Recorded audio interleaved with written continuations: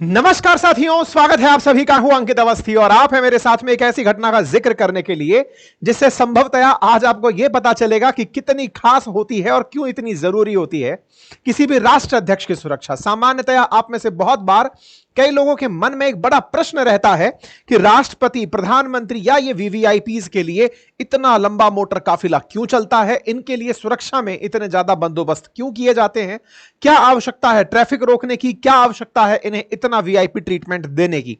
आज के सेशन में संभवतया आपको इस बात की गहराई से समझ में आ रहा होगा कि जब पुतिन के काफिले में ही ब्लास्ट हो जाता है, उनकी उस गाड़ी में ब्लास्ट हो जाता है जिसमें पुतिन ट्रैवल करते हैं, और ऐसे समय पर जब पुतिन के ब्लास्ट की खबर आप सुनते हैं तो जानने के लिए पहुंचते हैं कि भाई साहब कुछ दिन पहले ही, एक दिन पहले ही जेलेंस्की बोला था कि पुतिन मरेंगे, और पुतिन मरेंगे और उनके काफिले में ब्लास्ट, ये एक संयोग है या फिर पूरी तरह से स्ट्रेटजी। इसका मतलब यह हुआ कि यह खबर भी मायने रखती है और आपको इसके साथ यह बात भी मायने रखती है कि हां भाई, राष्ट्राध्यक्षों की सुरक्षा मायने बहुत रखती है, क्योंकि अगर इनकी जान के साथ कोई भी खिलवाड़ होती है तो निश्चित ही देशों के बीच की स्थितियां बिगड़ सकती हैं। मैं आपको याद दिला दूं, इस घटना में आगे लेकर चलूं उससे पहले, जनवरी के अराउंड 2025 के अंदर ही एक इंटरव्यू वायरल हुआ था जिसमें यह निकल कर आया था कि अमेरिका की तरफ से पुतिन को मारने का प्रयास किया जा रहा है। इस न्यूज के बाद से अमेरिका के खिलाफ रूस ने ऑफिशियल स्टेटमेंट दे दिया था कि अगर पुतिन की जान को कुछ भी हुआ तो हम न्यूक्लियर बम चला देंगे। मतलब आप समझें कि इन लोगों की जान दुनिया के लिए युद्ध का घर बैठे निमंत्रण होती है। तो आइए आज के सेशन में इस घटना का जिक्र करते हैं कि पुतिन के साथ क्या हुआ, कौन सी जगह हुआ, कौन इसका जिम्मेदार है, पुतिन बच गए तो कितना ज्यादा मायने रखता है अब जेलेंस्की के लिए। सारी बातें आज के सेशन में, ठीक है साहब। फिलहाल के लिए इस कार के अंदर आग लगती हुई ये तस्वीरें आपके सामने हैं, इसीलिए बड़ी न्यूज बनती है कि क्या पुतिन के असैसिनेशन का प्लान किया गया, क्योंकि दुनिया भर में बहुत बार बहुत सारे राष्ट्राध्यक्षों के साथ ऐसी दुर्घटनाएं हुई हैं। फिर चाहे आप राजीव गांधी जी भारत में देखें, इंदिरा गांधी जी देखें, या फिर पाकिस्तान के अंदर भुट्टो देखें, या फिर शेख हसीना के फादर जो मुजीबुर रहमान हैं उनका देखें, दुनिया भर के अंदर राष्ट्राध्यक्षों को टारगेट करने की न्यूज रही हैं। जिनको लोग सामने से फाइट नहीं दे पाते, उनके पीठ पीछे या फिर उनको कातिलाना तरीके से, ये कायर तरीके से उनके ऊपर अटेम्प्ट किए जाते हैं। उनकी कार में उठती हुई इन आग की लपटों को देखते हैं, जिसके बाद पूरा की पूरा शक का दारोमदार इन पर निकल आता है। और ऐसे समय पर जब इनके साथ ट्राई चल रहा है कि सीज फायर किया जाए, 30 दिन के लिए कम से कम युद्ध विराम कर लिया जाए, ऐसे में हेडलाइंस बनती हैं असैसिनेशन अटेम्प्ट ऑन पुतिन, और साथ में इस गाड़ी की चर्चा होना शुरू होती है। तो सबसे बड़ा सवाल यही बनकर आया कि क्या यह जेलेंस्की ने पुतिन को मारने का प्लान किया था। और न्यूज तैरने लगी कि पुतिन की उस कार के अंदर आग लगना, और ऐसी जगह, सिक्योर्ड जगह, जहां पर कि एफएसबी जो इनके यहां की सिक्योरिटी फोर्सेस हैं, उनके जो हेडक्वार्टर्स हैं, उसके बाहर खड़ी कार में आग लगने की ये जो खबर है, इससे निश्चित ही सुरक्षा में चूक भी रूस के लिए एक बड़ा सबक बनती हुई दिखाई दे रही है। हालांकि मीडिया रिपोर्ट्स में यह भी बात निकल कर आई कि कार के इंजन में आग लगी थी जो अंदर की तरफ आग पकड़ गई, लेकिन इतनी high secured, multiple time checked car के साथ अगर कुछ भी हुआ है तो उसमें इस बात से संदेह नहीं हटाया जा सकता कि यह किसी ने प्लान किया होगा। यह गाड़ी आपके सामने जो जलती हुई फिलहाल दिखाई दे रही है, यह ऑरुस लैमोजीन कार है, पुतिन की ऑफिशियल कार फ्लीट की कार है। मतलब ऐसे समझिए कि यह वो कार है जिसमें कि पुतिन बैठकर चलते, या फिर पुतिन अगर 2-4 गाड़ियां रखते हैं तो उनमें से एक गाड़ी यह है जिसके अंदर वो बैठकर चलते हैं। बट वो इस कार में सवार नहीं थे उस समय पर ये आग लगी। तो ऐसे में इस कार में आग का लगना, क्या यह किसी तरह का पूर्वाभास था, या फिर इस कार को इसलिए यहां रखा गया था? अब तमाम प्रश्न है वो जांच के विषय में बने रहेंगे। आप तस्वीरों के माध्यम से इन चीजों को देख सकते हैं। और यही कारण है कि एफएसबी हेडक्वार्टर के बाहर खड़ी इस पुतिन की ऑफिशियल कार में आग लगते ही इसके ऊपर सोशल मीडिया पर इस तरह के प्रश्न खड़े होने शुरू हो गए कि क्या यह जेलेंस्की ने कराया है। डिड जेलेंस्की, हर जगह जेलेंस्की। और इवन मतलब लोग इतना तक कहने लगे अमेरिका को कि जेलेंस्की एक डेंजरस आदमी है और यह अमेरिका के लिए भी डेंजरस है। अगर अमेरिकन इस आदमी पर ट्रस्ट कर रहे हैं कि हां भाई यह आदमी सही है, इसका हमें साथ देना चाहिए, तो अमेरिकन को भी डरना चाहिए, क्योंकि जेलेंस्की इस तरह की हिमाकत कर सकते हैं। लोग इनका वो वीडियो खोज कर लाने लगे। उस वीडियो को मैं भी अभी दिखाऊंगा जिसमें पुतिन के बारे में ये कह रहे हैं। अभी 2 दिन पहले ही इन्होंने एक इंटरव्यू दिया था पेरिस के अंदर, और उसमें यह कहा था कि पुतिन मरने वाले हैं। और उसके पीछे का तर्क था कि भाई देखो, सबको जाना होता है, वो भी जाएंगे, उम्र आ गई है, बूढ़े होकर वो मर ही जाएंगे। इस तरह की जो बातें थी, लोग इन सभी को कनेक्ट करते जा रहे हैं, डॉट्स को कनेक्ट कर रहे हैं कि क्या कुछ ऐसा तो नहीं चल रहा था इनके दिमाग में जो इनको पता था और उसके जस्ट बाद अगले दिन ऐसा हो गया। खैर, फिलहाल के लिए और उसके बारे में जान लेते हैं, पुतिन की सुरक्षा के बारे में जान लेते हैं और इस घटना को विस्तार से समझते हैं। देखिए, यह है वो कार असल में औरुस, जिसको 2018 में पुतिन ने अपने यूज में लेना शुरू किया था। ये प्रेसिडेंशियल लेमोजीन कार है, लंबी कार है, और इस कार को 4 अलग अलग सेगमेंट्स में निकाला जाता है। उनमें से जो लेमोजीन है वो पुतिन की पसंदीदा कार है। ये पसंदीदा कार ये अपने कई मित्रों को भेंट कर चुके हैं। रूस के अंदर भी 5000 सालाना ये कार फिलहाल बन रही है, लेकिन हां, इसके अंदर चूंकि सिक्योरिटी बहुत ज्यादा है, 7200 किलोग्राम के अराउंड इस कार का वजन है। हाल ही में जब आप नॉर्थ कोरिया गए थे तो किम जोंग उनको ये गाड़ी भेंट करके आए थे। ना केवल भेंट की थी, बकायदा उसमें उनको बिठाकर घुमाया था, और हमने वो तस्वीरें आपको अपने पुराने सेशंस में साझा भी की थी।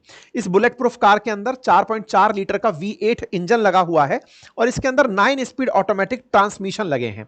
इस कार के बारे में यही कहा जाता है कि यह सेफेस्ट कार फॉर रशिया है, जो कि आज यूरोपियंस पर रशियंस की निर्भरता से परे है। इस कार के अंदर काफी सारे फीचर्स हैं, और ऐसे फीचर्स में सिक्योरिटी के जो भी फीचर्स होने चाहिए, जैसे कि इसके जो शीशे हैं वो पूरी तरह से वो शीशे हैं जिन पर गोली बुलेट प्रूफ तरह से रहेंगी।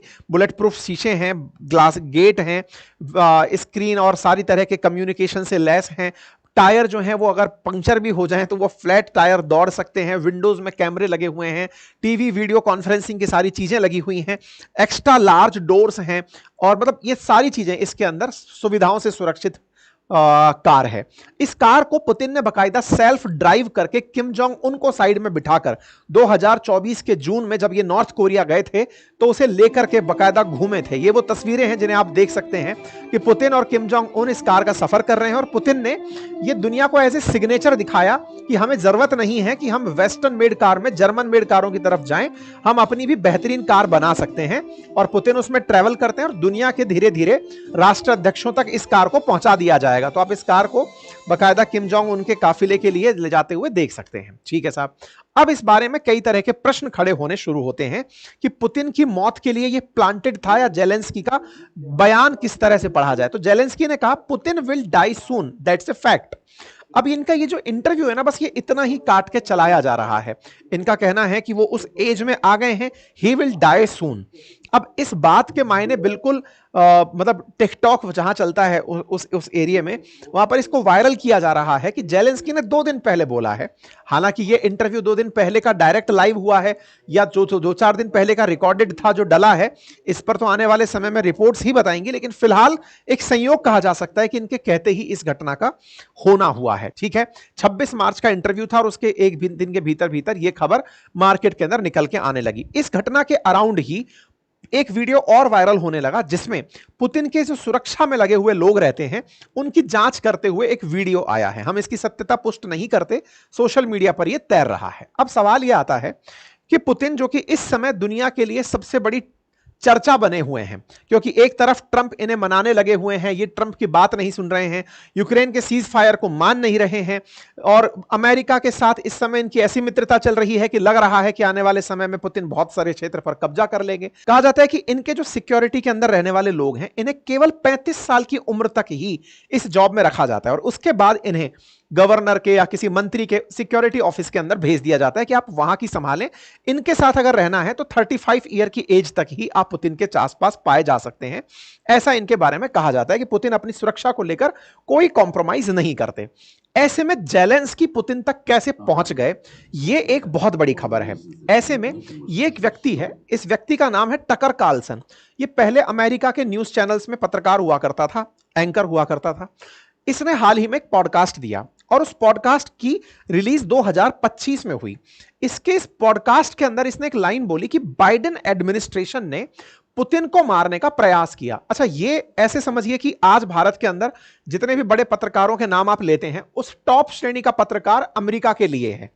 इस पत्रकार ने इस तरह की बात जब रिवील की कि बाइडेन एडमिनिस्ट्रेशन पुतिन को मरवाने का प्रयास कर रहा था, तो आप सोचिए कि इस न्यूज का इंपैक्ट क्या पड़ा। तो इधर आप खबरों में देखें, जनवरी 2025 की, इस समय तक ट्रंप आ चुके थे।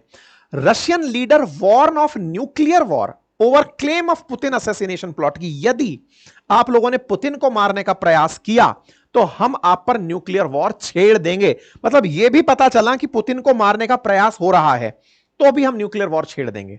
आप हेडलाइंस देखें, मतलब ये सारे की सारे काफी प्रतिष्ठित न्यूज चैनल्स की हेडलाइंस हैं कि Russian parliament speaker warn of nuclear war if Putin attacked, slam US silence over alleged plot। हुआ ये कि टकर कार्लसन का ये इंटरव्यू वायरल हुआ।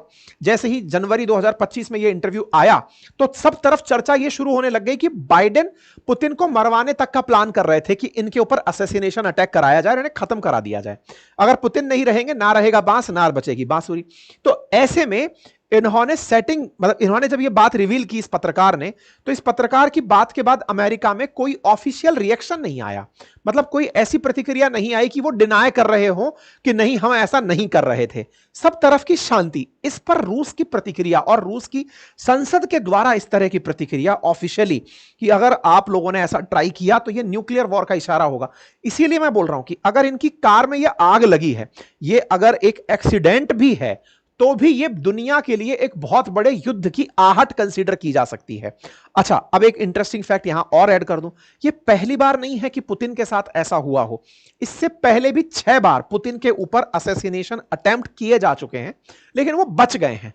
इतने डायरेक्ट भी नहीं हुए कि गोली खाकर के बिल्कुल निकलकर फिर से वापस बाहर आ गए, कहे कि अभी तो अपन जिंदा हैं, वो फीलिंग भी नहीं थी। हां, लेकिन प्लॉटिंग्स हुई हैं। जैसे वर्ष 2002 में अजरबैजान की जब आप यात्रा पर थे तो यहां पर एक व्यक्ति को गिरफ्तार किया गया जो कि आया ही पुतिन को मारने के लिए था, फिर उसे 10 साल की जेल हुई। 2003 के अंदर लंदन के अंदर एक स्नाइपर को पकड़ा गया जो कि दूर से इन्हें शॉट करने के लिए आया था।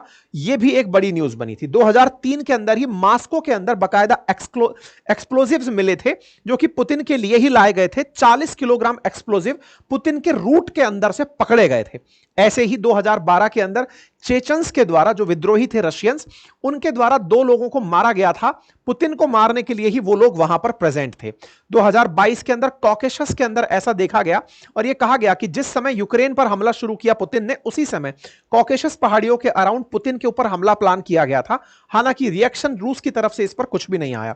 सबसे जो लेटेस्ट रहा जिसको दुनिया ने देखा युद्ध के दौरान, और वो ये था कि क्रेमलिन के ऊपर, रूस के जो आधिकारिक आवास है उसके ऊपर ड्रोन से हमला हुआ था और उसकी तस्वीरें हमने इस पर सेशन भी किया था। हालांकि यूक्रेन ने इसको मना करते हुए यह कह दिया था कि नहीं, हमने ड्रोन से हमला पुतिन पर नहीं किया है। बट वॉशिंगटन पोस्ट के अंदर यह खबर छपी थी, आप देख सकते हैं, हमने इसके ऊपर सेशन भी किया था कि उनके निवास के ऊपर ड्रोन से अटैक हुआ था। अब कई बार लोग इसको इस तरह से भी कहते हैं कि पुतिन की सुरक्षा को भेद पाना असंभव है, लेकिन फिर भी इस तरह की चीजें दिखाकर पुतिन लोगों को यह दिखा रहे होते हैं कि हम, अगर हम पर हुआ तो क्या कर देंगे, नंबर 1, और नंबर 2 कि देखो ये यूक्रेन वाले कितने गंदे हैं कि ये हमें टारगेट कर रहे हैं। अब इनमें से क्या सही क्या गलत, आप तो केवल सुर्खियां सुने और उस पर एनालिसिस, बाकी जो भी होगा वो तो सामने होकर आ ही जाएगा। बाकी आप इस विषय पर क्या सोचते हैं, अपनी राय जरूर रखें। चैनल पर अगर आप नए हैं तो चैनल को सब्सक्राइब कर लें। साथियों, अभी कल परसों मैंने बांग्लादेश पर एक सेशन किया था। बड़ी संख्या में बांग्लादेशियों ने आकर कमेंट्स के अंदर यूनुस की तारीफ में कसीदे कसे थे। वो बांग्लादेशी आकर के हमारे चैनल को रिपोर्ट करके चले गए। हमारे चैनल्स पर डिसलाइक, वो आपको नहीं दिखते लेकिन हमें दिखते हैं, वो रिपोर्ट करके चले गए, हमारे चैनल को नुकसान पहुंचाकर चले गए। और एक हम लोग हैं जो हम अपने देश के लिए क्या बेहतर है उन खबरों को करते हैं और आपसे रिक्वेस्ट करते हैं कि आप चैनल को कम से कम सब्सक्राइब कर लें, साथियों से साझा कर दें, वीडियोस को लाइक कर दें। हम लोगों में इस लेवल की भी राष्ट्रभक्ति अगर आ जाए ना, जो दुश्मन निभाते हैं हमारे साथ साथ, कि भाई आपने हमारे खिलाफ का तो बांग्लादेशी तो, और आपको यथार्थ में प्रमाण देखना है तो सेशन को जाइए देखने के लिए और कमेंट बॉक्स पढ़िए। आपको मोहम्मद यूनुस के बहुत से लवर मिल जाएंगे। लव फ्रॉम बांग्लादेश आ रखा है और उन्होंने धर धर के हमारे चैनल को नुकसान पहुंचाया है काफी। तो आप लोग रिएक्शन में जो कुछ कर सकते हैं एटलीस्ट इस चैनल को बचाए रखने के लिए तो करें। अदरवाइज फिर चैनल्स वैसे ही, आपको पता है ना फ्रीडम ऑफ एक्सप्रेशन पर कितनी पाबंदियां हैं और ऐसे में क्या कुछ हो सकता है वो आपके सामने है। खैर, फिलहाल के लिए इतना ही।